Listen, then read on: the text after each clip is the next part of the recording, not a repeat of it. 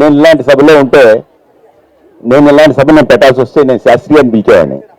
ఎందుకంటే శాస్త్రి గారు నాకు అత్యంత ఆత్మీయ మిత్రుడు. ఆయన ఏదో ఒక విషయం గురించి ఏదో సడన్గా రోజు ఫోన్ చేసి ఒక 2 గంటల సేపు ఫోన్లో మాట్లాడేవాడు నాతో. మళ్ళీ 2 నెలల దాకా 3 నెలల దాకా మళ్ళీ మనం ఫోన్ చేసి దొరికేవాడు కాదు. ఎందుకంటే ఆయన టైమింగ్స్ నా టైమింగ్స్ డిఫరెంట్. నేను వేసిన పుస్తకం నుంచి పొగట్టానికో తిట్టానికో ఒక ఆత్మీయమైనటువంటి బంధం మా ఇద్దరి మధ్యలో ఉంది. మా ఇద్దరికి ఒక కామన్ స్నేహితుడు నాడు చిన్నగారిబద్దుడు అని, వార్డు చిన్నగారిబద్దుడు. మేమంతా రెగ్యులర్ కలిసేవాళ్ళం. సాయంత్రం పూట శాస్త్రి గారితో కాసేపు కూర్చొని ఆయన ఎదురుగా టేబుల్ మీద దొరివేస్తూ ఆ లైవ్తో పాటలు పాడుతుండేవాడు, మాటలు మాట్లాడుతుండేవాడు. ఒక అద్భుతమైన మనిషి. నాకు ఇవాళ త్రివిక్రమ్ గారిని చూస్తుంటే మా శాస్త్రి గారి పక్కన కూర్చున్నట్టే ఉంది నాకు. ఎందుకంటే భాష పట్ల, సంస్కృతి పట్ల తనున్న చట్టంలో తను తాను ఇమిడ్చుకుంటూ తన వ్యక్తీకరణలో ఒక స్థాయిని తీసుకొచ్చిన మనిషి త్రివిక్రమ్ గారు. అందుకని ఆయన శాస్త్రి గారి తాలూకు గద్య రూపం అని చెప్పచ్చు.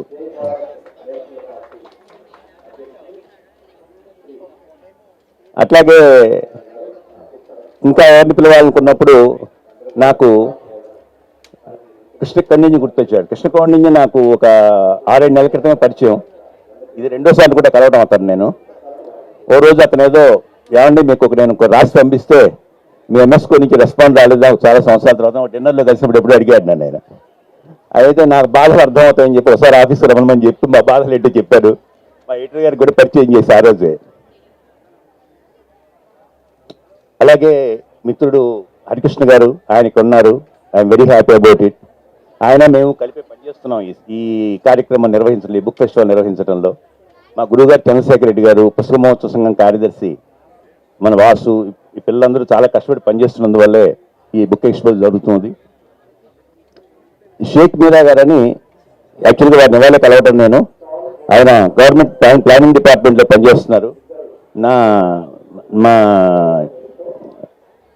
హెడ్ ఆఫ్ లాజిస్టిక్స్ సురేంద్రకి చాలా దగ్గర ఆయన కూడా ఇక్కడ ఉన్నారు. I'm very happy about it. ఇది సంక్షిప్తంగా స్టేజీ మీద ఉన్న వాళ్ళ గురించి. ముందుగా పుస్తకం అందరూ తల ఒకటి చేత్తో పట్టుకొని ఓ ఫోటో దిగి తర్వాత పుస్తకం నుంచి మాడుకుంటే బాగుంటుంది. త్రివిక్రమ్ శ్రీనివాస్ గారు పుస్తకాన్ని ఆవిష్కరించి తొలి ప్రతి శ్రీ కృష్ణ కౌండిన్య గారికి అందజేస్తారు.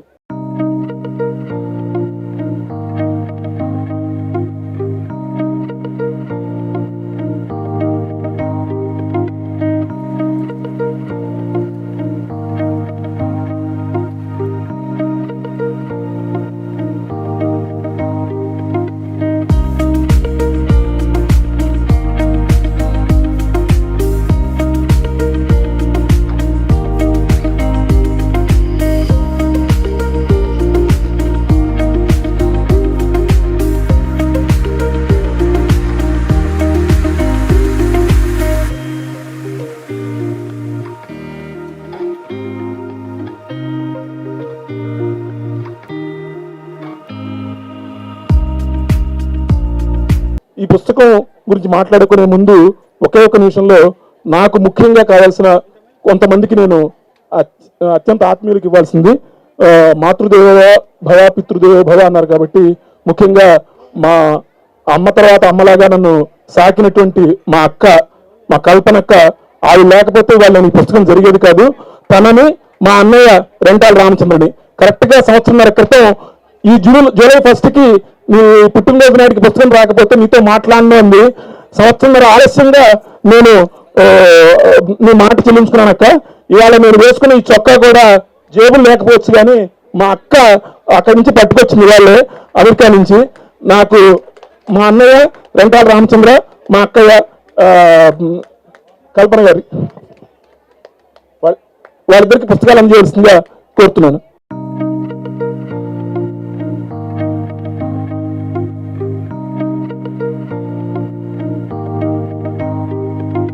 మా బావగారు పెన్సిల్వేనియా యూనివర్సిటీలో ప్రొఫెసర్, కవి, విమర్శకులు శ్రీ అఫ్సర్ గారిని వేదిక మీదకి రావాల్సిందిగా కోరుతున్నాను.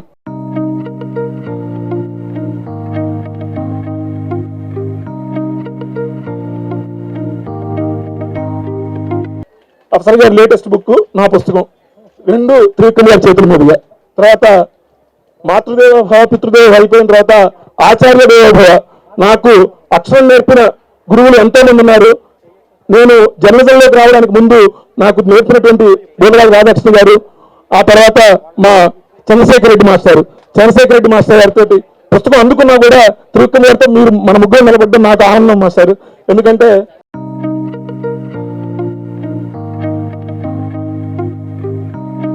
ఆంధ్ర సారస్వత పరిషత్తులో ప్రాచార్యులుగా చేసి పదవిరమణ చేసిన వారు. అనంతరం ఈ పుస్తక రూపకల్పనలో ఎంతో శ్రమించినటువంటి ఆత్మీయులు డిజైనర్ శ్రీ కె వేణుగోపాలరావు గారు, కరగది వేణుగోపాలరావు గారు. అందమైన ముఖ చిత్రం తీర్చిదిద్దినటువంటి సైదేశ్ ఆంధ్రజ్యోతిలో చీఫ్ ఆర్టిస్ట్ గా ఉన్నారు, డైరెక్టర్ కింద. ఆ తర్వాత ఈ సినిమా సమాచార విజ్ఞానాన్ని ఈ ప్రేరు చేయడంలో నాకు సహకరించినటువంటి అర్ధరాత్రైనా అపరాత్రైనా నేను ఫోన్ చేస్తే నాకు ప్రపంచంలో పలికే ఇద్దరు కాదు ముగ్గురు. ఒకటి త్రివిక్రమ్ శ్రీనివాస్ గారు, రెండు శ్రీ కొమ్మినేని వెంకటేశ్వరరావు గారు. ప్రముఖ executive producer, distributor and exhibitor అయినటువంటి శ్రీ కొమ్మినేని వెంకటేశ్వరరావు గారిని వచ్చి పుస్తకం అందుకోవాల్సిందిగా కోరుతున్నాను.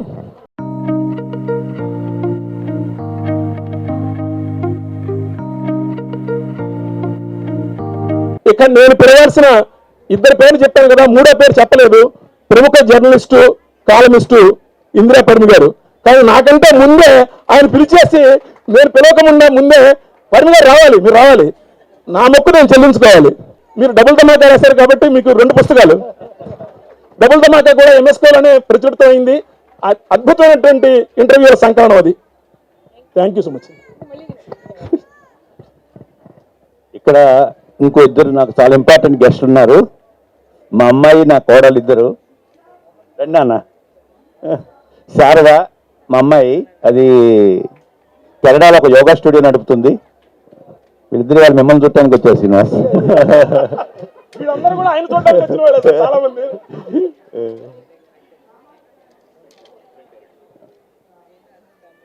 గుడ్, బాగుంది. ఉత్సవం అయిపోయింది. కాస్త 4 మాటలు మాట్లాడుకుంటే బాగుంటుంది. ముందుగా కృష్ణ కౌండింగ్ని మాట్లాడాల్సిందిగా కోరుతున్నాను. వేదికను అలంకరించిన వరిష్ఠులు, మాటల మాంత్రికుడు గురూజీ, సుప్రసిద్ధ డైరెక్టర్, రచయిత త్రివిక్రమ్ శ్రీనివాస్ గారికి, అలాగే ఎంఎస్కో పబ్లికేషన్స్ అధినేత విజయ్ కుమార్ ధూపతి గారికి, రచయిత journalist, senior journalist Rentala Jayadev గారికి, శ్రీ మామిడి హరికృష్ణ గారికి, గురూజీ గారికి, ఆశీస్సులు ఉన్న పెద్దలందరికీ నమస్కారం. వృత్తిరీతి ఆమె పబ్లిక్ సర్వెంట్, చేసేది గవర్నెన్స్. జయదేవ్ గారు కాల్ చేసి ఒక రీసెర్చ్ బుక్ ఇలా పబ్లిష్ చేస్తున్నామండి సినిమా మీద అంటే, గవర్నెన్స్, సినిమా రెండు వేరే వేరే వరల్డ్స్ కంప్లీట్గా, అసలు ప్రపంచమే తేడా. సో దానికి దీనికి సంబంధం ఎలా ఉంటుంది అని అనుకుంటే తర్వాత మళ్ళీ గుర్తొచ్చింది, ఆ వృత్తి సివిల్ సర్వీస్ అయినా ప్రవృత్తి చదువుకోవడం, అది ఏదైనా సరే. సో అలా సాహిత్యం మీద కొంచెం అవకాశం పట్టుంది కాబట్టి జయదేవ్ గారు కాస్త ఇది చదవండి, చదివి మీ అభిప్రాయం చెప్పండి అంటే తీసుకున్నాను బుక్. చదువుతుంటే అప్పుడు అర్థమవుతుంది. ముందు నేనే ప్రశ్న వేసుకున్నాను, గవర్నెన్స్కి అటు సినిమాకి ఏంటి సంబంధం అంటే, రెండిటికి ఆధారభూతంగా ఉన్నది భాష, లాంగ్వేజ్. భాష లేనిదే సినిమా లేదు, భాష లేనిదే సమాజమే లేదు, సమాజం లేనిదే పబ్లిక్ గవర్నెన్స్ అన్నది కూడా లేదు. ఫస్ట్ అక్కడి నుంచి మొదలైంది. దాని తర్వాత అర్థం చేసుకుంది ఏంటి అంటే, చరిత్రను తిరగరాసే రీసెర్చ్ జయదేవ్ గారు చేశారు. ఇప్పటిదాకా తెలుగు టాకీ ఫస్ట్ మూవీ ఏది అంటే భక్త ప్రహ్లాద్ అని చెప్పుకున్నామే కానీ, దానికంటే ముందు 1931లోనే కాళిదాస్ అన్న మూవీ ఒకటి తీశారు. దానికన్నా ముందు ఆలమారా అన్నది భారతదేశంలో మొదటి టాకీ అయితే, అదే సంవత్సరం అదే సెట్లో ఇంకో సినిమా తీశారు. దక్షిణ భారత సినిమా పితామహుడు హెచ్ఎం రెడ్డి గారు, దాని పేరు కాళిదాసు. అది తమిళ్ తెలుగు టాకీ అనేది చదివిన తర్వాతే తెలిసింది. అప్పటిదాకా అసలు తెలుగు అయిన వాళ్ళకి ఎవరికీ తెలియదు. దీనికి ఎందుకు అంటే, మళ్ళీ 1931లో సమాజం కూడా చాలా డిఫరెంట్గా ఉండేది ఒకప్పుడు. ఎందుకు అంటే, ఆ సినిమా బ్యానర్లో మీరు చూస్తే తమిళ్ తెలుగు టాకీ అని రాశారు. దాంట్లో దేశభక్తి గీతాలు, ప్రణయ గీతాలు తమిళ్లో ఉంటే, త్యాగరాజ కీర్తనలు తెలుగులో ఉన్నాయి, డైలాగులు కూడా తెలుగులో ఉన్నాయి. సో తమిళ్ తెలుగు కలిసి ఉండేవి ఒకప్పుడు. కానీ అదే 1930s ఎండ్కి వచ్చేసరికి తెలుగు వాళ్ళు వేరే, తమిళులు వేరే, మాకు సెపరేట్ రాష్ట్రం కావాలి అని ఉద్యమం మొదలైంది. మద్రాస్ మనదే అన్న నినాదంతో, స్లోగన్తో ఆంధ్రోద్యమం మొదలైంది. సో భాష అన్నది కలుపుతుంది.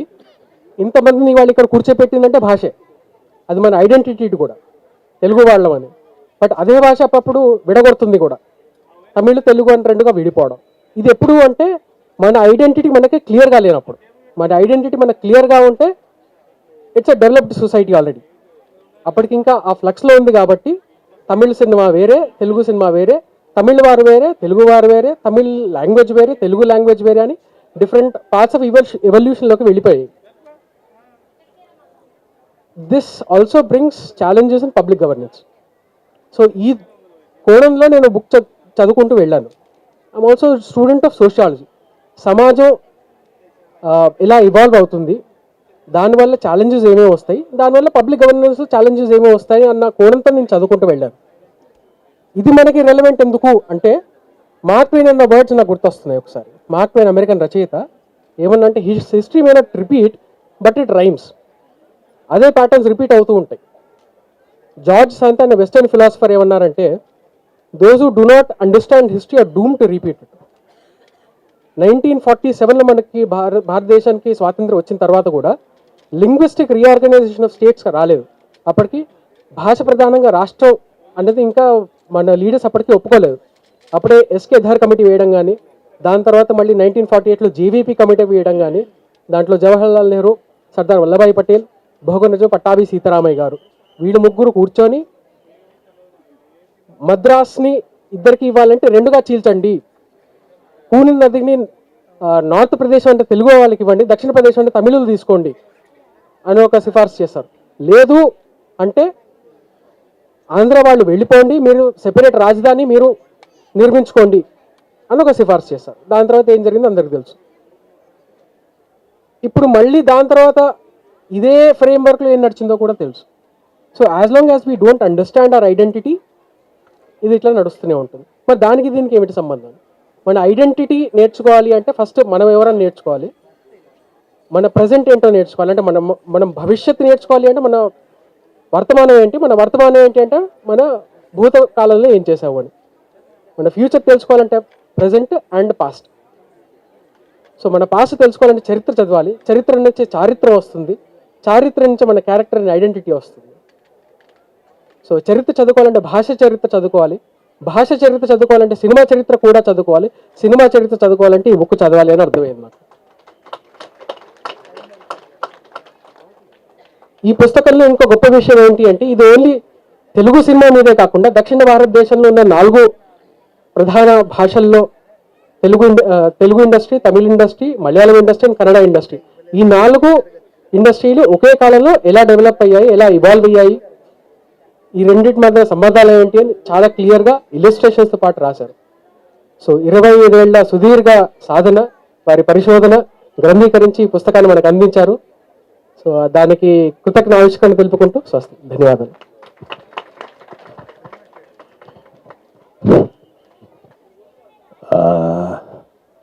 ఏ గురువుకైనా తన శిష్యుడి గురించి 2 మాటలు చెప్పుకోవడం చాలా సంతోషంగా ఉంటుంది.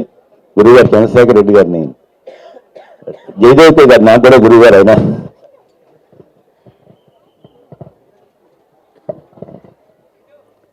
అందరికీ నమస్కారం. జయదేవ స్టూడెంట్ అంటే స్టూడెంట్ ఎప్పుడు 32 ఏళ్ల కిందట, ఇవాళ కాదు.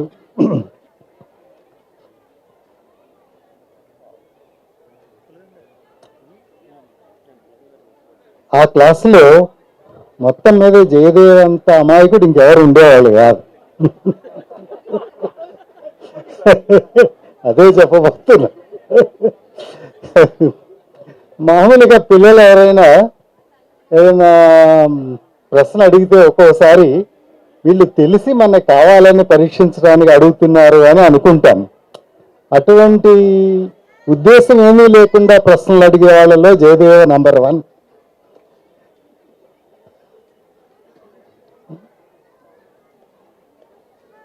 అయితే అమాయకత్వం నిలబెట్టుకోవడం అనేది చాలా కష్టం. అది ఒక దశలో చిన్నప్పుడు ఉంటుంది, పెద్ద కొండి మనం తెలివి మీరుతూ ఉంటాము. ఎంత తెలివి మీరాడో తెలియదు, కానీ అమాయకత్వం మాత్రం ఇంకా నిలబెట్టుకున్నందుకు జయదేవ్కి అభినందనలు చెప్పక తప్పదు.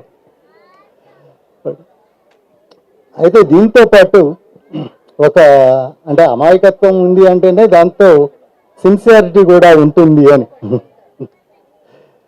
చాలా నిజాయితీ, అంటే అబద్ధం చెప్పడు, దేని గురించి అయినా నిజం చెప్పడానికి ఎంత కష్టపడాలో అంత కష్టపడతాడు. నిజం చెప్పడం అంత తేలిక కూడా కాదు. ఈ పుస్తకం గురించి నేను మాట్లాడదలుచుకుంటే ఇది 2-3 రోజులు పడుతుంది. దానికంటే అంటే ఈ ఒక విషయాన్ని ఎంత లోతుకు వెళ్ళి పరిశోధించి ఒక వాస్తవాన్ని, ఒక సత్యాన్ని వెలుగులోకి తీసుకురావచ్చో అది జయదేవ ఈ పుస్తకం ద్వారా నిరూపించాడని నేను అనుకుంటున్నాను. మామూలుగా అందరూ ఏదో ఒకటి అనుకుంటున్నాం. మనం సాహిత్య చరిత్రలో మనకి చాలా ఉన్నాయి. మొట్టమొదటి నవల వీరేశలింగం పంతులు గారు రాశారని, మొట్టమొదటి కథ గురజాడ అప్పారావు గారు రాశారని, ఇవన్నీ కూడా బద్దలైపోయినాయి. ఇప్పుడు వాళ్ళకంటే 10 ఏళ్ల ముందు 15 ఏళ్ల ముందు రాసిన వాళ్ళు చాలామంది వచ్చారు. ఇది ఎప్పుడో, ఇదంతా రీసెంట్ హిస్టరీ. ఎవరు మన వీరసింగం పంతులు గారు కిందటి శతాబ్దం వాడే, గురజాడ అప్పారావు గారు కూడా అంతే, మన సినిమా కూడా అంతే. 100 ఏళ్ళు ఉండే లోపలే ఈ సినిమా గురించి మనకి ఏమీ తెలియకపోతే, సరిగ్గా తెలియకపోతే ఇంకా ఫ్యూచర్లో ఎవరికైనా ఎట్లా తెలుస్తుంది? ఎవరో ఒకళ్ళు సత్యాలు చెప్పకపోతే మనందరం అజ్ఞానంలోనే ఉండిపోతాము. అట్లా మనకి సినిమాని గురించి, ముఖ్యంగా దక్షిణ భారత సినిమాని గురించి చాలా సత్యాలు వెల్లడించినందుకు జయదేవని మరోసారి అభినందిస్తూ, ఈ పుస్తకం ఆయన కృషి ఫలితమని. ఇంకొక విశేషం కూడా ఉంది. మామూలుగా మాకు పుస్తకాలు వస్తే ఎట్లా వస్తాయంటే మ్యానుస్క్రిప్ట్ వస్తుంది, అది కంపోజ్ అయ్యి లేఅవుట్ అయ్యి ప్రూఫ్ రీడింగ్ అయిపోయి ఇవన్నీ అయ్యి అప్పటికైనా అది ప్రింటింగ్కి రాదు. ఈ పుస్తకంలో ఎన్నో ఫోటోలు అవన్నీ ఉండడం వల్ల ఆ లేఅవుట్ ప్రక్రియ అంతా కూడా జయదేవే చేయించుకున్నాడు. సో మాకు పుస్తకం వేయడం చాలా తేలికైంది. అది రెడీమేడ్గా వచ్చింది, డైరెక్ట్గా ప్రెస్కి వెళ్ళేటట్లుగా వచ్చింది. అందుకు జయదేవకి కృతజ్ఞతలు కూడా చెప్పాలి. సో జయదేవ, ఇంతటితో అయిపోలేదు, ఇంకా భవిష్యత్తు చాలా ఉంది. మన సినిమా చరిత్ర అంతా మనకి దీంతోనే తెలిసిపోయిందని అనుకోము. ఇంకా చేయాల్సింది చాలా ఉంది, అది కూడా చేస్తావని, తెలుగు ప్రజలకి మరింత జ్ఞానాన్ని ప్రసాదిస్తావని ఆశిస్తూ సార్, థ్యాంక్ యూ.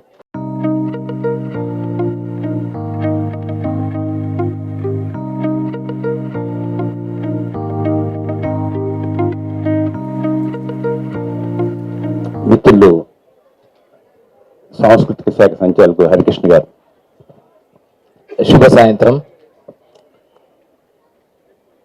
సభాధ్యక్షత వహిస్తున్న ఎంఎస్కో విజయ్ కుమార్ గారికి, ఈ పుస్తకావిష్కరణ ఫస్ట్ రీల్ మొదటి సినిమా మన సినిమా, ఈ పుస్తకావిష్కరణ కార్యక్రమానికి ముఖ్య అతిథిగా విచ్చేసిన ప్రముఖ దర్శకుడు, రచయిత, సృజనశీలి, సాహిత్యాభిమాని, అక్షరాన్ని అమితంగా ఆరాధించే వ్యక్తి.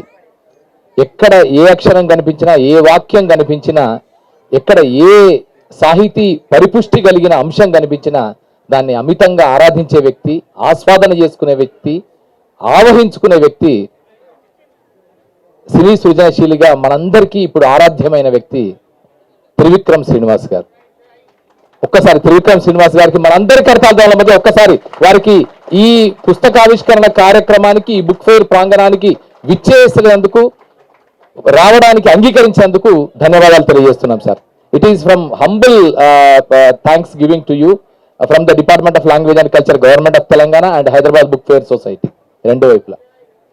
పేరు త్రివిక్రమ్ శ్రీనివాస్ గారు నిజంగానే 3 అంశాలలో మనకు గొప్పగా అనిపిస్తాడు. ఒకటి సాహిత్యం అయితే, ఇంకోటి సినిమా అయితే, ఇంకోటి మానవీయత. ఆ మానవత్వం నిజంగా చెప్పాలంటే he is a good human being than that of a literary personality and a cinema film maker. So అలాంటి ఒక మంచి మనసు మనిషి చేతుల మీదుగా ఈరోజు ఈ పుస్తకావిష్కరణ జరగడం సంతోషంగా భావిస్తున్నా. ఈ కార్యక్రమంలో పాల్గొంటున్న చంద్రశేఖర్ రెడ్డి గారు, హెచ్బిఎఫ్ సెక్రటరీ వాసు, నేను ప్రేమగా వాసు అని పిలుస్తాము, అలాగే కందాడి కందాడి సార్ కూడా ఉన్నారు ఇక్కడ, మిగతా అందరికీ, అలాగే కృష్ణ కౌండిన్య గారికి. ఈ పుస్తకాన్ని మనం అందరం ఇక్కడ కలవడానికి ప్రధాన కారణము, మూల ధాతువు హేతువు రెంటాల జయదేవ మిత్రుడు, నాతో పాటు అంటే చాలా మీ ఇద్దరం దాదాపు కాంటెంపరీస్ మీ. అలాగే ఇక్కడికి విచ్చేసిన అఫ్సర్ గారు, రెంటాల కల్పన గారు అండ్ ఇంకా చాలా మంది ఉన్నారు రచయితలు, వాళ్ళందరికీ అలాగే మీడియా మిత్రులకి నమస్సులు తెలియజేసుకుంటున్నా. సినిమా సృజనాత్మకతకి సాంకేతికత రెండు జోడించిన తర్వాత వచ్చిన అద్భుతమైన క్రియేషన్ సినిమా. నిజానికి చెప్పాలంటే ప్రతి కళారూపము అత్యంత ప్రాచీనమైనదే. మానవుడి ఆదిమ అడుగులు వేసినప్పటి నుంచి ప్రతి కళారూపం ఉంది, ముఖ్యంగా చిత్రకళ ఉంది. దానికి ఉదాహరణ ఎక్కడో అక్కర్లేదు, మన పాండవుల గుట్ట ఎక్కడంటే భూపాలపల్లి జిల్లా, భూపాలపల్లి దగ్గర పాండవుల గుట్ట రేగొండ దగ్గరికి వెళ్తే మీకు అర్థమైపోతుంది. దాంట్లో అక్కడ ఆదిమ మానవుడి ఆనవాళ్ళు 45,000 సంవత్సరాల క్రితం నాటి ఆదిమ మానవుడి ఆనవాళ్ళు ఆ గుహలలో చిత్రాలుగా వేసిన దృశ్యాలు ఉన్నాయి. ఇంతకుముందే చంద్రశేఖర్ రెడ్డి సార్ ఒక అద్భుతమైన విషయం చెప్పాడు. చరిత్ర అంటే ఏంటంటే ఎప్పటికప్పుడు రీడిఫైన్ అయ్యేది, రీస్ట్రక్చర్ అయ్యేదే చరిత్ర. లేకపోతే 1911లో దిద్దుబాటు రాసింది మొదటి కథ అని మనందరం నిర్ధారించుకున్న తర్వాత సంగిశెట్టి శ్రీనివాస్ లాంటి వారి పరిశోధకుడు దాని కాదు అని చెప్పి బండారు అచ్చమాంబ రాసిన ధనత్రయోదశి మొదటి కథ నిరూపించేంత వరకు కూడా అది 1911 దిద్దుబాటు, తొలి కథ, తెలుగు సాహిత్యం అని నిర్ధారణ అయిన విషయం. కానీ తర్వాత నిర్ధారణ కాస్త పునర్నిర్మించబడింది, రీస్ట్రక్చర్ అయింది. అలాగే హిస్టరీ ఎప్పుడు రీస్ట్రక్చర్ అవుతూ ఉంటుంది, రీడిఫైన్ అవుతూనే ఉంటుంది. అలాంటి క్రమంలో చిత్రకళ అనేది అత్యంత ఆదిమ కళారూపంగా ఉన్న కాలంలో భీంబేట్కా అనేది మనకు చరిత్రకారు అందరూ చెప్పింది. భీంబేట్కా అంటే మధ్యప్రదేశ్లో ఉన్న భీంబేట్కా అనే ప్రాంతం మానవుడి తొలి ఆనవాళ్ళు భారతదేశంలో ఉన్న దానికి సజీవ సాక్ష్యాలని చెప్పబడింది. కానీ దాన్ని కాదంటూ 10,000 సంవత్సరాలు, 35,000 సంవత్సరాల కంటే ముందు 45,000 సంవత్సరాల క్రితమే తెలంగాణ ప్రాంతంలో ఆదిమ మానవుడి ఆనవాళ్ళు ఉన్నాయని చెప్పడానికి కావలసిన నిర్ధారితమైన ఆధారాలు ఇక్కడ పాండవుల గుట్ట, రేగొండ ప్రాంతం, భూపాలపల్లి దగ్గర దొరికాయి. ఇది చరిత్ర నిర్మాణం అయ్యే తీరు. అలాగే సినిమా కూడా సరే, ఇవన్నిటి కళల రూపంలో చూస్తే వీటన్నిటికంటే యంగెస్ట్ కళారూపం సినిమా. ఎందుకంటే మిగతా వాటన్నిటి చరిత్ర, సంగీతము, సాహిత్యము, నృత్యము, నాట్యము, చిందులు వగైరా వగైరా ఎన్నైతే కళారూపాలు ఉన్నాయో, చతుషష్ఠి కళ అంటామే, అవన్నీ కూడా చాలా ప్రాచీనమైన కళారూపాలే. వేలాది సంవత్సరాల అనూచాన సంస్కృతి సంప్రదాయ వారసత్వ పరంపరగా కొనసాగుతున్నవే. మానవుడి సామూహిక జ్ఞాన పరంపరకి ఆనవాళ్లుగా నిలిచినవి మిగతా కళారూపాలన్నీ. కానీ ఒక సినిమా 1896లో లూమియర్ బ్రదర్స్ వచ్చేంత వరకు సినిమా అనే వ్యవస్థ లేదు. చిత్రాలు ఉన్నాయి కానీ చలనచిత్రాలు లేవు. లూమియర్ బ్రదర్స్ వచ్చిన తర్వాత, అంతకుముందు థామస్ ఆల్వా ఎడిసన్ ఆ కినిమా అనే ఒక వ్యవస్థని, ఒక సాంకేతిక పరిజ్ఞానాన్ని కనుక్కొని ఒక నిర్దిష్టమైన వేగంతో చిత్రాలను గనక కదిలిస్తే అది మనకు ఇల్యూజన్ క్రియేట్ అవుతుంది, ఒక ఆప్టికల్ ఇల్యూజన్ క్రియేట్ అవుతుంది. ఆ ఆప్టికల్ ఇల్యూజనే చిత్రం కాస్త కదులుతున్న భ్రమని కలిగిస్తుంది అనే ఒక సత్యాన్ని, ఒక ఫిజిక్స్ కి సైంటిఫిక్ సత్యాన్ని కనుక్కున్న తర్వాత అప్పుడు చలనచిత్రాలనే భావన మొదలై లూమియర్ బ్రదర్స్ తో సినిమాగా రూపాంతరించి ఆ తర్వాత ప్రపంచవ్యాప్తంగా విస్తరించిందనే విషయం మనందరికీ తెలుసు. నిజానికి చెప్పాలంటే మొత్తం కళా ప్రస్థానంలో, సాంస్కృతిక ప్రస్థానంలో, మానవ జీవన పరిణామ క్రమంలో అత్యంత యంగెస్ట్ కళారూపం అంటూ ఉంటే అది ఖచ్చితంగా సినిమానే. The youngest art form in the entire human evolution ఈ సినిమా.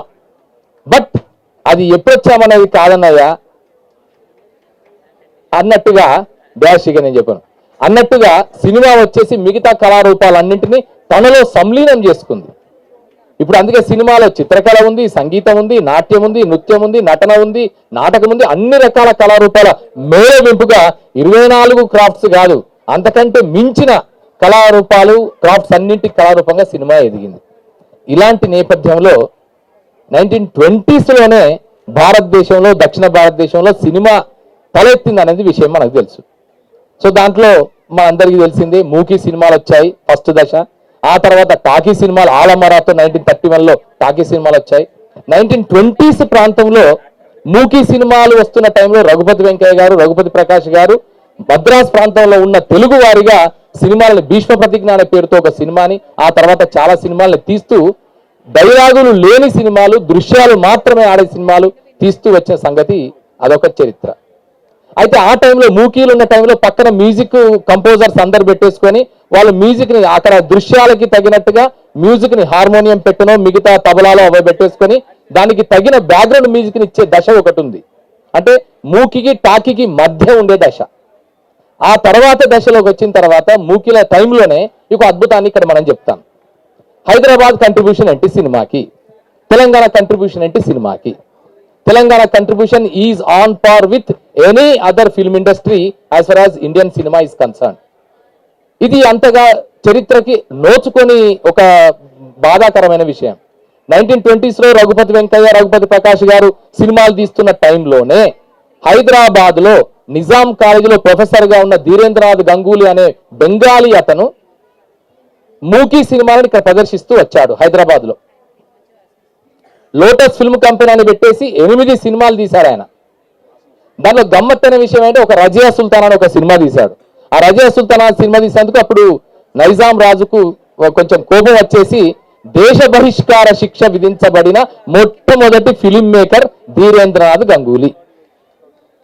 ఇది హైదరాబాద్ కు సంబంధించిన సినిమా తొలినాళ్ల మొదటి ఆనవాళ్లు. సో ఈ నేపథ్యంలోనే 1931లో హనుమంతప్ప మునియప్ప రెడ్డి భక్త ప్రహ్లాద సినిమా తీశాడు. ఆ భక్త ప్రహ్లాద సినిమా తీస్తున్న టైంలోనే దానిలో చాలా అద్భుతంగా ఈ సినిమా ఫస్ట్ రీల్ బుక్ లో రెంటాల జయదేవ్ ఎంత చక్కగా కంపారిజన్ చేసుకుంటూ వచ్చారంటే it's a wonderful comparative analysis that has been made in this wonderful book. Though it is a historical evidentiary note, but it is having its own impact on the entire South Indian film industry on comparative analysis. Bhakta Kalidasu cinema వచ్చింది, ఇటు భక్త ప్రహ్లాద వచ్చింది, అటుపక్క balun వచ్చింది, ఇటుపక్క సతీ సులోచన. ఇవి వచ్చిన క్రమంలోనే అవి జరిగిన పరిణామ రీతులని, అప్పుడు వచ్చిన సాంకేతిక పరిణామ రీతులని, అప్పుడు ఎదుర్కొన్న సమస్యలని, సవాళ్ళని, అప్పుడుండే ఆది సినిమా నిర్మాతలు, దర్శకులు, రచయితలు, సాంకేతిక నిపుణులు ఎలాంటి ఇబ్బందులు పడ్డారనే విషయాల్ని కూడా చాలా చక్కగా, అద్భుతంగా, సాధికారికంగా, శోభపత్తికంగా, సోదాహరణంగా, అథారిటేటివ్ గా, అథెంటిక్ గా, అక్యురేట్ గా 3 ఏళ్లతో కలిపి చూపించిన పుస్తకం ఫస్ట్ రీల్. ఎందుకంటే ఒక ప్రామాణికత, ఒక పుస్తకానికి ప్రామాణికత, ఒక పరిశోధనకి ఒక సార్వజనీనత ఎప్పుడు వస్తుందంటే 3 ఏళ్ళు ఉన్నప్పుడు వస్తుంది. 3 ఏళ్ళు అంటే ఫస్ట్ అథారిటీ ఉండాలి, అది అథారిటేటివ్ గా ఉండాలి. సెకండ్ది అథెంటిక్ గా ఉండాలి. మూడవది అక్యురేట్ గా ఉండాలి. ఇవన్నీ చెప్పడానికి కావాల్సిన ఎవిడెన్సెస్ మనకు స్పష్టంగా కనిపించగలగాలి. అది విస్పష్టంగా చెప్పగలిగేలాగా తిరుగులేని ఆధారాలను ఇవ్వగలగాలి, ఆనవాళ్ళను చూపించగలగాలి. సో అలాంటి ఆ 3 ఏళ్ళని సంపూర్ణంగా రంగరించుకున్న పుస్తకంగా తొలినాటి తెలుగు సినిమాను మాత్రమే కాకుండా తొలినాటి కన్నడ సినిమా, తొలినాటి తమిళ సినిమా, తొలినాటి మలయాళ సినిమాలకు సంబంధించిన విశేషాలన్నింటినీ క్రోడీకరించిన ఒక అరుదైన, అద్భుతమైన, అపూర్వమైన గ్రంథంగా ఇప్పుడు ఈ ఫస్ట్ రీల్ నిలిచింది. సో అలాంటి ఒక పుస్తకాన్ని రచించిన జయదేవకి ఒక్కసారి మనందరి కరతాళాల మధ్య ఒక్కసారి he must give a wonderful round of applause to him. So ఇలా అప్పటి నుంచి ఇప్పటి వరకు దాదాపు 9,000 పైగా, అంటే తెలుగు సినిమా ప్రస్థానం లెక్కేస్తే 1931 నుంచి ఇప్పటి వరకు 103 సంవత్సరాల చరిత్ర. ఈ 103 సంవత్సరాల చరిత్రలో దాదాపు 9,000 పైగా సినిమాల సాఫ్ట్వేర్ తెలుగు సినిమా సగర్వంగా క్రియేట్ చేయగలిగింది. ఒక సంవత్సరం ఒక సినిమా, ఒక సంవత్సరం 25 సినిమాలు, ఒక సంవత్సరం 4 సినిమాల నుంచి మొదలెట్టి ఇప్పుడు ప్రతి సంవత్సరం 120 సినిమాలు పైగా నిర్మాణమై రిలీజ్ అవుతున్నాయి. దానిలో డబ్బింగ్ సినిమాలు ఉంటున్నాయి, డైరెక్ట్ సినిమాలు ఉంటున్నాయి. ఇప్పుడు ఎన్నెన్నో పరిణామాలు సాంకేతికత పరంగా, ఎన్నెన్నో పరిణామాలు, ఎన్నెన్నో కథల పరంగా, సాంకేతికత పరంగా, అలాగే ప్లాట్ఫామ్ల పరంగా, వేదికల పరంగా కూడా ఎన్నెన్నో పరిణామాలు, ఎన్నెన్నో మార్పులు చేరుకొని ఉన్నప్పటికీ సినిమా ఇప్పటికీ రారాజుగా నిలుస్తోంది ఎంటర్టైన్మెంట్ రంగంలో. ఈ నేపథ్యంలో మొదటి అడుగుల్ని తెలుసుకోవడం అనేది గొప్ప విశేషం. అంటే అసలు ఇంత మనం ఎంజాయ్ చేస్తున్నాం, సినిమాలన్నీ చూస్తున్నాం, బాగుంది, సాహిత్యం గురించి చదువుకుంటున్నాం, బాగుంది, ఆదికవి నన్నయ్య అంటున్నాం. అంతకంటే ముందు పంపన 941 సంవత్సరంలోనే తెలుగులో అద్భుతమైన సాహిత్యాన్ని సృష్టించాడని చరిత్రక పరిశోధన ద్వారా తెలుసుకుంటున్నాం. ఇలాంటి నేపథ్యంలో మొదటి అడుగులు సినిమావి ఎలాంటివి? చందాల కేశవదాసు కంట్రిబ్యూషన్ ఏంటి? తొలి సినిమా భక్త ప్రహ్లాద్ అయితే ఆ భక్త ప్రహ్లాదులో పాటలు మొదటిసారిగా రాసిన ఘనత చందాల కేశవదాసుకు దక్కింది. ఆయన ఖమ్మం జిల్లా వాసి, తెలంగాణ బిడ్డ. అలాంటి అంటే పరితాప భారంబు భరింప తగున అనే పాటతో మొదలైన తెలుగు సినిమా పాటల ప్రస్థానం ఇప్పుడు పాటలు లేకుండా ఉండలేని స్థితికి వచ్చింది. ఎంతవరకు వచ్చిందంటే ఇక సామి వరకు, మిగతా వాటి వరకు చాలా చాలా పాటల వరకు వచ్చింది. సో ఇలాంటి పాటల ప్రస్థానం, ఇలాంటి ఎంటర్టైన్మెంట్, ఒక ఫుల్ టైం ఎంటర్టైన్మెంట్ 360 డిగ్రీస్ లో మనిషికి కావలసిన వినోదాన్ని, విజ్ఞానాన్ని, వికాసాన్ని ఇవ్వగలిగిన ఒక వినోద సాధనంగా సినిమా ఇప్పుడు నిలిచింది. అయితే డర్టీ పిక్చర్ సినిమాలో ఒక మాట చెప్తారు, సినిమాకి ఎందుకు వస్తారు అంటే ఎంటర్టైన్మెంట్, ఎంటర్టైన్మెంట్, ఎంటర్టైన్మెంట్ మూడని. కానీ నాకు తెలిసి, నాకు అధ్యయనం చేసిన మేరకు, నేను అర్థం చేసుకున్న మేరకు సినిమాని కేవలం ఎంటర్టైన్మెంట్ కోసం రారు. Cinema is not only for entertainment but it also for enlightenment. ఒక వికాసం కోసం, ఒక వెలుగు కోసం, ఒక జ్ఞాన సంపన్నత కోసం కూడా సినిమాలు ఉపయోగపడతాయి. And at the same time it's for education. Entertainment కు మాత్రమే కాదు, ఎడ్యుకేషన్ కోసం, ఎన్లైటైన్మెంట్ కోసం కూడా, అలాగే ఎడ్యుకేషన్ కోసం కూడా. మనం ఇప్పుడు ఏదో చాలా విషయాలు తెలుసుకుంటాం, చాలా జ్ఞానపరమైన విషయాలు, సాంస్కృతిక విలువలు ఎన్నో తెలుసుకుంటాం ప్రపంచ సినిమా చూడడం ద్వారా. Japanese, Korean, Chinese, Italian, Spanish, Romanian, Denmark ఇలాంటి సినిమాలు చూడడం ద్వారా, లేదా భారతదేశం విషయానికి వస్తే తమిళ్, మలయాళం, కన్నడ, బెంగాలీ, గుజరాతీ, మరాఠీ, ఒడియా సినిమాలు చూడడం ద్వారా వారి వారి ప్రాంతాలలో ఉండే సాంస్కృతిక విలువలు, భాష, సంస్కృతి, సంప్రదాయాలు, ఆచారాలు, రీతులు, రివాజులు, కట్టుబాట్లు, ఆహారపు అలవాట్లు ఇవన్నీ కూడా తెలుసుకునే ఒక ఇన్ఫార్మల్ ఎడ్యుకేషన్ ని మనకు అందించేది ఇప్పుడు సినిమా. అలాగే ఇంత మాత్రమే కాదు, ఇంకొక ఉంది, అదేంటంటే expansion of our knowledge. So whatever the knowledge that we have already acquired, that has to be expanded through the visual media, through the means of entertaining, through the means of cinema. So that is the main purpose of cinema nowadays. So అందుకనే అలాంటి సినిమాకు సంబంధించిన, తెలుగు సినిమాకు ఇప్పుడు ఇంత విశ్వవ్యాప్తం ఉంది. పుష్ప లాంటి సినిమాలు, బాహుబలి లాంటి సినిమాలు, అలాగే మొత్తం ఎంత జాతీయ, అంతర్జాతీయ వేదికల మీదకి వెళ్ళిపోయి తెలుగు సినిమా ఖ్యాతిని, తెలుగు సినిమా వైభవాన్ని, తెలుగు సినిమా విశ్వవ్యాప్తిని చూపిస్తున్న సందర్భాన్ని మనం చూస్తున్నాం. అలాగే అత్తారింటికి దారేది లాంటి సినిమాలు, అలవైకుంఠపురంలో లాంటి సినిమాలు మానవ సంబంధాలని, కుటుంబ అనుబంధాలని ఎంతగానో చూపిస్తూ చక్కని కథలతో, జిగి ఉన్నటువంటి స్క్రీన్ ప్లేలతో మనందరినీ అలరిస్తున్న సినిమాలని సృష్టికర్తగా ఉన్న త్రివిక్రమ్ శ్రీనివాస్ లాంటి మంచి దర్శకులు ఉన్న ఇండస్ట్రీగా ఇప్పుడు తెలుగు సినిమా ఉంది. ఇలాంటి నేపథ్యంలో ఈరోజు మూలాలలోకి వెళ్ళి, మొదటి అడుగుల వైపు, తొలి అడుగుల వైపు వెళ్ళి ఒక్కసారి విహంగ వీక్షణం చేయడం అంటే మనలోకి మనం తొంగి చూసినట్టుగానే భావిస్తూ ఈ అవకాశం ఇచ్చిన అందరికీ, ముఖ్యంగా ఎంఎస్కో విజయ్ కుమార్ గారికి, మరి రింటా జయదేవ గారికి ధన్యవాదాలు తెలియజేసుకుంటూ శుభాకాంక్షలు. శ్రీనివాస్ గారు మాట్లాడే ముందు ఇంకా కొద్ది 4-5 మనుషులకి, మిత్రులకి పుస్తకాలు ఇవ్వాల్సిన ఉన్నారు. ప్రముఖ దర్శకులు, రచయిత శ్రీ కె దశరథి గారిని, నాకు ఆత్మీయులు, అత్యంత ఆత్మీయులు, ప్రసిద్ధ రచయిత, వారిని వచ్చి పుస్తకం తీసుకోవాల్సిందిగా, ఆయనకి కొంత ఇది ఉన్నా కూడా వాళ్ళ వచ్చారు. Thank you so much sir.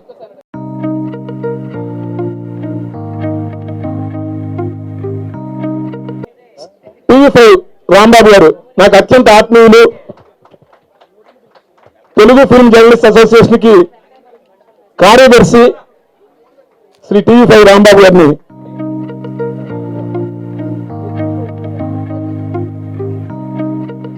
మరో మిత్రుడు, సన్మిత్రుడు శ్రీ రాజాబాబు గారిని వేదిక మీదకి రావాల్సిందిగా. నేను నిర్వాహకుడిని, నాకు వాహనం ఉండదు, తన బండి మీద మా ఇంటికి వచ్చి మరీ తీసుకెళ్తాడు ఎక్కడికి వెళ్ళాల్సి వచ్చినా కూడా. అసలు అంత మిత్రుడు అనమాట. తెలంగాణలో ఉన్న ఆత్మీయతకి ప్రతిరూపం మా రాజాబాబు. శ్రీ టీవీ5 కుమార్ గారు మరో మిత్రుడు, భగవాన్ సినిమా అని చెప్పేటువంటి మా కుమార్ గారు. అట్లనే ప్రముఖ రచయిత, జర్నలిస్టు, నాకు మరో మిత్రుడు, ఆత్మీయ మిత్రుడు శ్రీ పిలగం చెన్నారాయణ గారు.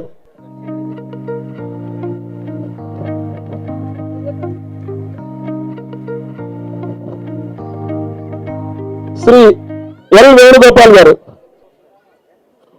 వేణుగోపాల్ గారు వాళ్ళ అమ్మాయి,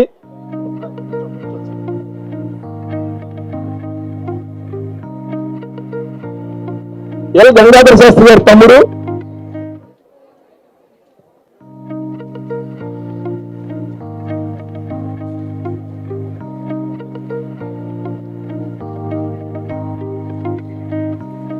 మరొక సన్మిత్రుడు శ్రీ రైల్వే ఆఫీసర్ శ్రీ రవిపాడి గారు. రవిపాడి గారి నుంచి పుస్తకం తీసుకొచ్చిన కోరుతున్నాను. సాహిత్యాభిమాని, వాళ్ళ ఇంట్లో కనీసం 40-50 గ్రామ్ ఫోన్ రికార్డులు ఉంటాయి. అంత అసలు హిందీ, బెంగాలీ, తెలుగు, తమిళ అన్నిటి మీద.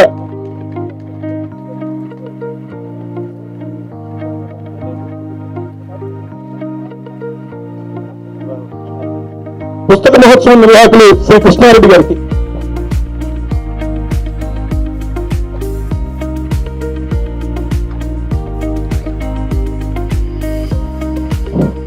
Thank you very much. ఇప్పుడు త్రివిక్రమ్ గారు మాట్లాడతారు.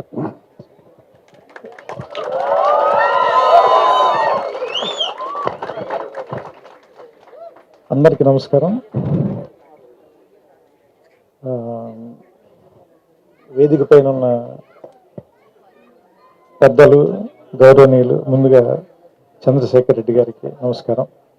నేను ఆయన పేర్లు మామూలుగా కాలం చివరిలో చూడడమే తప్పితే చాలాసార్లు ఇదే మొదటిసారి ఆయన కలవటం. నమస్కారం సార్. అండ్ ఎంఎస్కో విజయ్ కుమార్ గారికి, నేను భీమవరంలో ఉన్నప్పుడు పుస్తకాల వెనకాల ఉన్న పబ్లికేషన్ కంపెనీ అంటే సినిమా కంపెనీ లాగా, అంటే ఒక రకంగా చెప్పాలంటే సినిమాలకు సంబంధించి విజయవాహిని ఎలాగో పుస్తకాలకు సంబంధించి ఎంఎస్కో అలాగే. సో అలాంటి విజయ్ కుమార్ గారిని కలవడం చాలా చాలా చాలా ఆనందంగా ఉంది. నమస్కారం సార్, కృతజ్ఞతలు. మీతో మంచి సమయం గడపగలిగాను. అండ్ మిత్రులు కృష్ణ కౌండిన్య గారికి, అండ్ మాకు చాలా ఆత్మీయులు, నా భార్య ద్వారా పరిచయం, మా కుటుంబ సభ్యుల్లో ఒకరైపోయిన మావిడి హరికృష్ణ గారికి. ఆయన ఏంటంటే మనం ఇందాక జేజే గారు చెప్పినట్టు నిలువెత్తు తెలంగాణ ఆత్మీయత ఏంటంటే హరికృష్ణ గారే. అంటే మీరు ఏది అడగండి కడుపులోంచి అన్నం తీసి పెడతారంటారు చూసారా, అలాగా ఏది అడిగినా అది ఆయన ఏమంటారు, ఇంకో చోటకి వెళ్ళైనా సరే తీసుకొచ్చి మన కోసం చేసి పెట్టేంత మనసున్న వ్యక్తి. సో సహజంగా అదే జరుగుతుంది కాబట్టి సో వారికి, మిగతా పెద్దలందరికీ నా నమస్కారాలు. అండ్ అన్నిటికంటే ఇక్కడికి రావడానికి ముఖ్యమైన కారణం జయదేవ్. ఏంటంటే నాకు ఎప్పుడూ నేను అతడు సినిమా తీస్తున్న రోజుల్లో నాకు మద్రాసులో పరిచయం. అప్పుడు ఇండియా టుడేలో పనిచేసేవాడు. సో ఇండియా టుడేలో అతను రాసిన కాలం చివరిలో ఉన్న అతని పేరు చూసి నాకు ఇతను ఎవరో బాగా రాస్తున్నారు అని చెప్పి అతనంటే ఇష్టం ఉండేది. సో మేమిద్దరం అక్కడ కలిసిన తర్వాత ఓకే ఇతనే రాసే జయదేవ్ అని తెలిసిన తర్వాత ఇద్దరి మధ్య స్నేహం మొదలైంది. ఆ స్నేహం ఇన్ని సంవత్సరాలుగా ఇంకా నడుస్తూనే ఉంది. సో దానికి అతని సాహిత్యం కానీ నా సినిమాలు కానీ రెండు పెద్దగా అర్థం కాలేదు. ఏమంటారు దాన్ని, ఎంతో కొంత ఉపయోగపడ్డాయి తప్ప ఏమైనా అవసరమైతే గీతే. కానీ అతను నా గురించి 2-3 చెడ్డ రివ్యూలు రాశాడు. అది అతని మీద నేను తర్వాత మాట్లాడతాను నా సినిమాల గురించి. సో నాకు ఈ పుస్తకం ఇప్పటికి నేను 200 పేజీలే చదివాను. వీళ్ళిద్దరిని చూస్తే భయం వేసింది. వీళ్ళు మొత్తం చంద్రశేఖర్ రెడ్డి గారు అంటే వీటి కాబట్టి చదివి ఉండొచ్చు, కానీ వీళ్ళిద్దరు కింద నుంచి పైదాకా చదివేశారు. ఇంకా వీళ్ళిద్దరూ మాట్లాడిన తర్వాత నాకు అనిపించింది ఏంటంటే, నేను 1931లో ఆలమ్మారా తీశారు, 34లో భక్త ప్రహ్లాద్ తీశారు, మధ్యలోనే కాళిదాస అనే తొలి తమిళ తాకి తీశారు. నేను మాట్లాడదలుచుకోలేదు, ఎందుకంటే నేను పోటీగా ఉండే ఏరియాలో గంటరా నేను. సో అందుకని పోటీ లేని ఇంకో ఏరియాలో గంటరా. ఏంటంటే ఈ పుస్తకం చదువుతుంటే బేసిక్గా ఫస్ట్ రీల్ కథకి మొదటి వాక్యాలు చాలా ఇంపార్టెంట్ అని చెప్తారు ఎవరైనా కానీ. ఎందుకంటే కథ లోపలికి మనం తీసుకెళ్ళటం అనేది చాలా ఇంపార్టెంట్. మొదట తీసుకెళ్ళిన తర్వాత ఆ తర్వాత కొంచెం నత్తనాటకు నడిచినా కానీ సరే ఇంకేదో జరుగుతుందని అమాయకత్వంతో కొన్ని పేజీలు తిరిగేస్తాం. ఆ తర్వాత ఇంకేమైనా చెప్పగలిగితే ఓకే, లేదంటే చాలాసార్లు మనం మోసం చేసేస్తూ ఉంటారు, అది వేరే విషయం. కానీ సినిమా కూడా మొదటి రీలు, ఇంటర్వెల్, క్లైమాక్స్ చాలా ఇంపార్టెంట్ అని చెప్తారు. సో ఇది ఫస్ట్ రీల్ అని పేరు పెట్టారు. ఎందుకంటే నా ఉద్దేశం ప్రకారం తెలుగు సినిమా తాలూకు తొలి రోజుల గురించి మాట్లాడుతున్నారు కాబట్టి ఫస్ట్ రీలు. ఈ పుస్తకం కూడా ఎలా ఉందంటే ఫస్ట్ రీల్ ఎంత ఇంట్రెస్టింగ్గా ఉండి మొదటి 10 నిమిషాల్లో సినిమాలోకి లాగేయాలో అంత ఇంట్రెస్టింగ్గా రాశారు. ఎందుకంటే బేసిక్గా నేను పరిశోధనాత్మక గ్రంథాలు చదివే టైప్ వ్యక్తిని కాదు, నేను చరిత్రలో వీక్. ఎందుకంటే నాకు మామూలుగా ఆ ఫలానా రాజుల కాలం నాటి శాసనం అని మొదలు పెట్టగానే వెంటనే నాకు హిస్టరీ ఎగ్జామ్ గుర్తొస్తుంది, భయం వేస్తుంది నాకు. నేను అందుకనే లెక్కలు సైన్స్ చదువుకున్నాను నేను. కానీ పరిశోధనాత్మక గ్రంథం 200 పేజీలు ఊరికే జనరల్గా నేను 2 కాఫీ టైంలో చదివేశాను అంటే హెడ్స్ ఆఫ్ టు జయదేవ. ఎందుకంటే దాంట్లో నాకు అది చదువుతుంటే అప్పటి మూకీలు వేసిన గుడారాలు, కింద మట్టిలో కూర్చుని నేల థియేటర్లో సినిమా చూడటం, దగ్గర నుంచి చూడటానికి ఎక్కువ డబ్బులు కట్టడం, ఆ పక్కనే అమ్ముతున్న పంపడ వేరుశనక్కాయల తాలూకు వాసన, సోడాలు ఫ్రీ అంటే కనుక ఆ సోడా కొడుతున్న గోళీల తాలూకు సౌండ్, వీటన్నిటిని మాత్రం ఈ పుస్తకంలోకి పట్టుకొచ్చేశాడు. సో అది ముఖ్యంగా నాకు బాగా నచ్చిన అంశం. అన్నిటికంటే మన సినిమా పోస్టర్కి పెద్ద వినియోగం. పోస్టర్ ఏంటంటే సినిమా పేరు చూడటానికి, లేదంటే అందులో యాక్ట్ చేసేవాళ్ళని చూడటానికి. అతను ఆ పోస్టర్ ఆధారంగానే నాకు తెలిసి మేజర్ రీసెర్చ్ ఇందులో చేసేసాడు. ఆ పోస్టర్ ఆధారంగానే ఓకే ఈ సినిమా ఆ రోజున రిలీజ్ అయింది, ఈ సినిమా ఫలానా థియేటర్లో రిలీజ్ అయింది, ఈ సినిమా ఆ ఊళ్ళో ప్రదర్శించారు, ఇది 1931లో కాదు 32లో జరిగింది. సో ఇలాంటి వాటన్నిటికీ వాళ్ళ అమాయకంగా వేసిన పోస్టర్ని ఇతను అన్యాయంగా వాడుకున్నప్పటికీ కూడా దాంట్లో మనకి బోల్డ్ అంత ఇన్ఫర్మేషన్ ఇచ్చాడు. నేను ఇన్ఫర్మేషన్తో పెద్ద ఎక్కువ అబ్బుర పడిపోయాను. ఎందుకంటే ఇన్ఫర్మేషన్ ఈ రోజుల్లో మనకి చాలా హ్యాండీగా అయిపోయింది. ఇన్ఫర్మేషన్ చెప్పడం అనేది ఒకప్పుడు చాలా గొప్ప విషయం, ఎందుకంటే ఇన్ఫర్మేషన్ అందుబాటులో ఉండదు కదా. ఎప్పుడైతే ఈ అంతర్జాలం వచ్చేసిన తర్వాత, లేదంటే మీకు రకరకాల మాధ్యమాలు వచ్చేసిన తర్వాత, ఈ anything is just one click away. So మీరు ఒకసారి క్లిక్ చేస్తే మీకు ఇన్ఫర్మేషన్ వచ్చేస్తుంది. మరి ఇన్ఫర్మేషన్ కంటే ఇంకేం ఎక్కువ చెప్పాడంటే ఇందులో అనుభూతి చెప్పాడు. అంటే ఆ సినిమా తీసినప్పుడు వాళ్ళు పడిన కష్టాలు, ఒకే సెట్లో 2 సినిమాలు తీయటం, దానికి సెట్లు ఎలా మార్చుంటారు, అలాగే మూకీల టైం నుంచి టాకీల టైంలో కష్టపడిన నటీమణులు వాళ్ళు. నాకు సింగింగ్ నరవిన సినిమా గుర్తొచ్చింది వెంటనే. అంటే మూకీ టైంలో ఒక పెద్ద హీరోయిన్ గొంతు బాగోకపోవడం మూలంగా టాకీ టైంలో బాగోకపోవటం. సో ఇలాంటి అంటే మనలో ఉన్నటువంటి ఒక ఆ నోస్టాలజిక్ ఏరియాలోకి వెళ్ళి దాన్ని ట్యాప్ చేయగలిగేలా ఒక పరిశోధనాత్మక గ్రంథం రాయటం అంటే చాలా కష్టం. ఎందుకంటే ఆరుద్ర రాసిన సమగ్రాంధ్ర సాహిత్యానికి ఎక్కువ విలువ రావడానికి కారణం ఏంటంటే ఒక కవి పండితుడైతే ఉండే అడ్వాంటేజ్ ఆయన వాడుకున్నాడు. అలాగే ఒక రచయిత ఒక పిహెచ్డి గ్రంథం రాస్తే ఎలాంటి అడ్వాంటేజ్ ఉంటుందో అది ఫస్ట్ రీల్లో ఉందని నాకు అనిపించింది. సో అంటే నాకు తెలిసి నా అనాలిసిస్ చెప్పమంటే నేనైతే ఈ పుస్తకం గురించి అది చెప్తాను.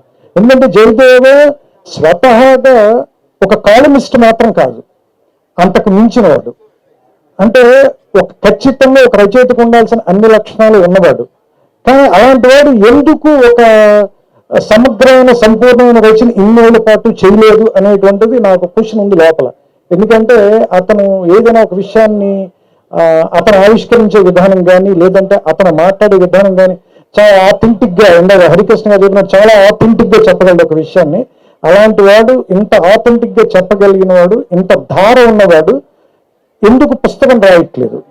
ఎందుకు ఒక కథ అంటే అతను ఫస్ట్ రీల్ అని చెప్పి ఒక పరిశోధనాత్మక గ్రంథం రాయాల, తెలుగు టాకీ తాలూకు కథ చెప్పాడు మనకి. సో యాక్చువల్లీ ఇది ఒక నవల్ లాంటి పుస్తకం.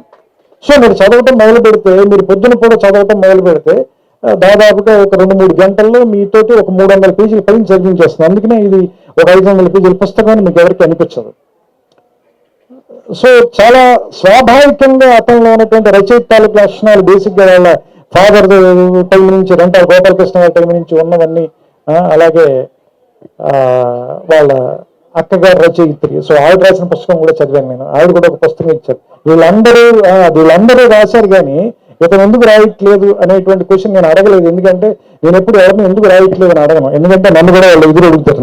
నేను 2 ఏళ్ళకి 3 ఏళ్ళకి సినిమా రాస్తున్నాను అడుగుతారేమోనని నేను ఎవరిని ఏం అడగను. సో అందుకని ఒక రచయితకు ఉండే బద్ధకం ఇంకొక రచయితని గుర్తుపట్టగలరు కాబట్టి నాకు అతనుకున్న బద్ధకం నాకు తెలుసు. సో అయితే బద్ధకం కంటే కూడా ఏంటంటే భయం. మనం చెప్పే విషయం ఖచ్చితంగా బాగా చెప్పి తీరాలి, అందులో తప్పులు ఉండకూడదు అనేటువంటి భయం ఎక్కువ. తరచి చూసుకునే చాదస్తం మేబీ పరిశోధన చేసే ప్రతి వారికి ఉంటుంది అనుకుంటాను. రచయితకు కొంత అజ్ఞానం అవసరం జయదేవ. అందుకని కొంత అజ్ఞానంతో ఎక్కువ పుస్తకాలు రాయాలని మనస్ఫూర్తిగా కోరుకుంటున్నాను. ఎందుకంటే అజ్ఞానంతో ఉన్న వాళ్ళు ధైర్యంగా ఏదైనా చెప్పగలరు. ఇప్పుడు చూడండి, నేను ఎంత ధైర్యంగా మాట్లాడుతున్నా. పుస్తకం 200 పేజీలు చదివి 600 పేజీలు చదివిన వాళ్ళ మాట్లాడుతున్నాను చూసే.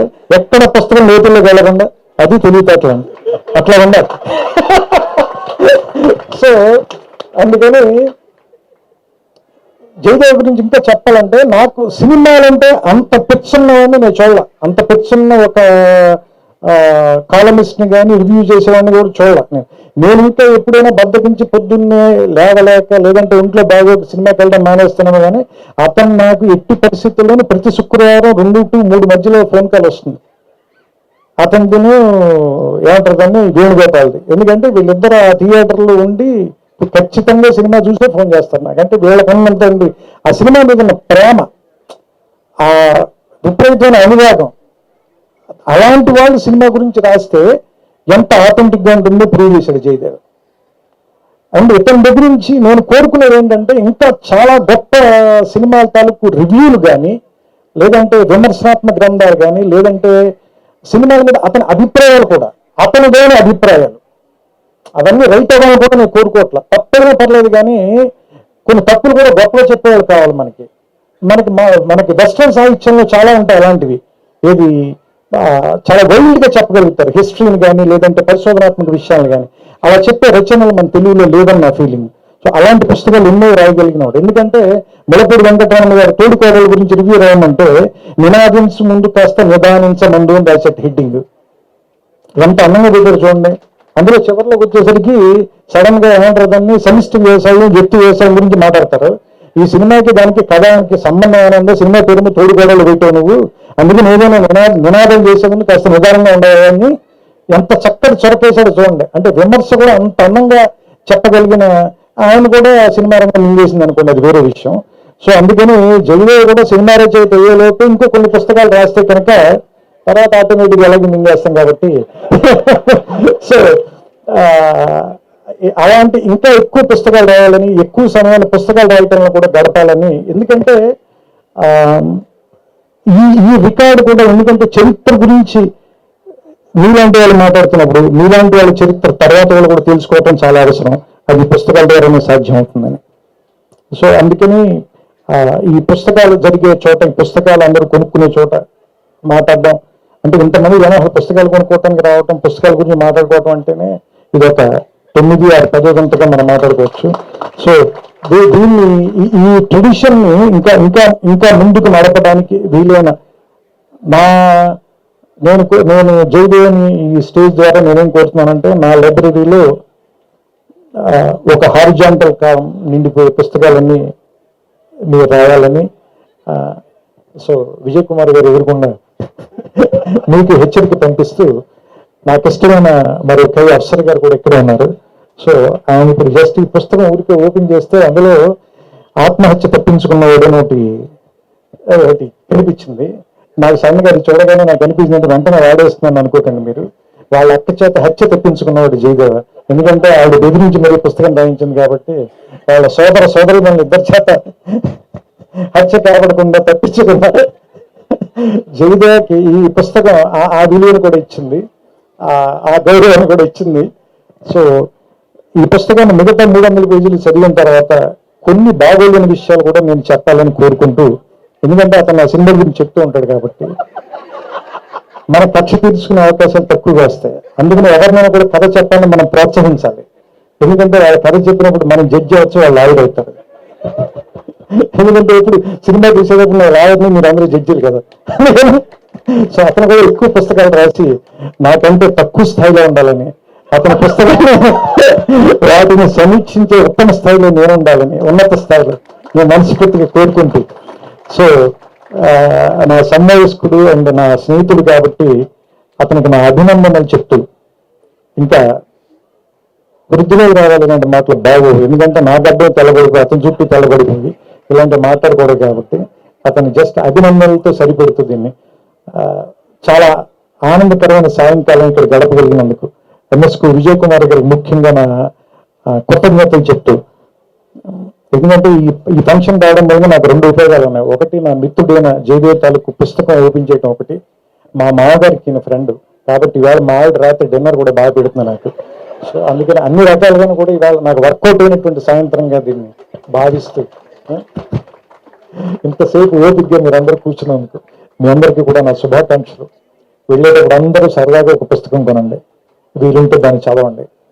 కొంచెం లావు పుస్తకం అయితే తల కిందనే పెట్టుకు పడుకోండి. నమస్కారం, శుభ సాయంత్రం.